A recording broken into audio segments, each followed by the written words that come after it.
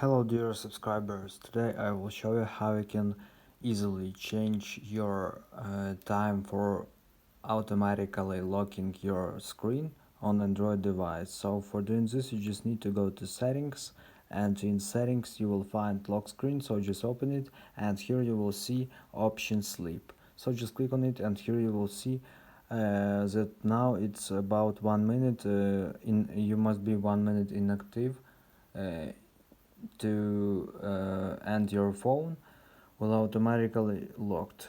So you can also change it for never, and now your screen will never automatically locked until you will lock it manually by yourself. So now your screen won't go to the sleep mode.